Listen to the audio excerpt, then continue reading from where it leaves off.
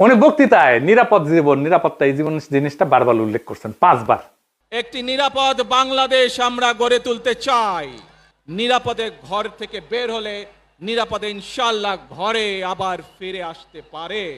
যে কোনো মূল্যে আমাদেরকে নিশ্চিত করতে হবে যাতে মানুষ নিরাপদ থাকতে পারে। শিশু হোক, নারী হোক, পুরুষ হোক, যে কোনো বয়স, যে কোনো শ্রেণী, যে কোনো পেশা, যে কোনো ধর্মের মানুষ যেন নিরাপদ থাকে, এই হোক আমাদের চাওয়া। আজকে বিগত 15 বছর স্বৈরাচারের বিরুদ্ধে শত শত হাজারো গুম খুনের শিকার হয়েছে শুধু রাজনৈতিক দলের সদস্য নয়, নিরীহ মানুষের প্রতিবাদ করতে গিয়ে অত্যাচার নির্যাতনের শিকার হয়েছে, জীবন দিয়েছে। আবারও সকলকে যে কোনো মূল্যে দেশে শান্তি শৃঙ্খলা রক্ষার আহ্বান জানিয়ে যে কোনো বিশৃঙ্খলাকে পরিহার করে ধৈর্যের সাথে মোকাবেলা করার আহ্বান জানিয়ে আমার বক্তব্য শেষ করছি। এটা কোনো দুর্ঘটনাবশত কাকতালীয় ঘটনা না, এই বারবার ফিরে আসা, এইটা সেন্ট্রাল থিমেটিক অ্যাঙ্কর তার বক্তৃতার। পুরা বক্তৃতায় ছড়ায় থাকা কোর মেসেজ।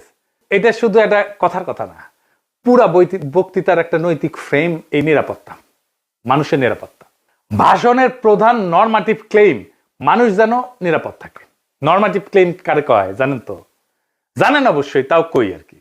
নরমাটিভ ক্লেইম বলতে বোঝায় এমন একটা বক্তব্য যে যা কি হওয়া উচিত, কি করা উচিত, বা কোনটা নৈতিকভাবে সঠিক বা ভুল, এই প্রশ্নগুলোর উত্তর দেয়। এটা কোনো বাস্তব বর্ণনা না, এটা মূল্যবোধ, নৈতিকতা এবং আদর্শ নিয়ে কথা বলে। নরমাটিভ ক্লেম সবসময় এরকম হওয়া উচিত টাইপের দাবি, এবং এই নরমাটিভ ক্লেমের বৈশিষ্ট্য সত্য মিথ্যা দিয়ে যাচাই করা যায় না।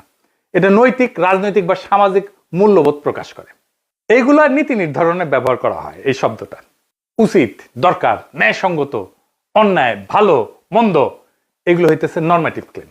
যেমন ধরেন, আমি যদি বলি রাষ্ট্রের দায়িত্ব নাগরিকদের নিরাপত্তা নিশ্চিত করা, এটা নরমাটিভ ক্লেম, বুঝলাও? তারপরে ধরেন গুম খুনের বিচার হওয়া উচিত, এটা নরমাটিভ ক্লেম। সব মানুষের সমান অধিকার থাকা দরকার, এটা নরমাটিভ ক্লেম। কি হওয়া উচিত এটা বলতেছে।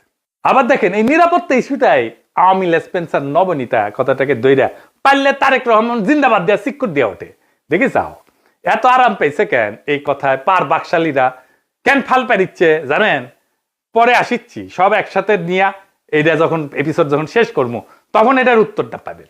এই নিরাপত্তা কথাটা কেন নবনীতার এত পছন্দ, আওয়ামী লীগের এত পছন্দ, সেটা একটু বুঝে দেখে আসেন। এই নিরাপত্তা কথাটাই নবনীতার নেত্রীরা বাঁচাবে, আওয়ামী পান্ডাদের বাঁচাবে। এই নিরাপত্তা কথাটাই আর্মির দুর্বৃত্ত জেনারেলদের বাঁচাবে। উনি গুমের কথা বলছেন, কিন্তু কে করছে, কারা করছে সেটা বলেন নাই। তাদের বিচারের কথা বলেন নাই, 2024-এর শহীদের কথা বলেন নাই, এমনকি আবু সাইদ মুগ্ধর কথা বলেন নাই। উনি নিরাপত্তা সবার উপরে রাখছেন, শহীদদের উপরে রাখছেন। উনি হাসিনাকে ফ্যাসিস্ট পর্যন্ত বলেন নাই, স্বৈরাচার বলছেন। বিগত 15 বছর স্বৈরাচারের বিরুদ্ধে শত শত হাজারো গুম খুনের শিকার হয়েছে শুধু রাজনৈতিক দলের সদস্য নয়, নিরীহ মানুষের প্রতিবাদ করতে গিয়ে অত্যাচার নির্যাতনের শিকার হয়েছে, জীবন দিয়েছে। আমাদের সমাজের প্রথম রাজনৈতিক কর্তব্যটা কি এখন? দুইটা জিনিস তো।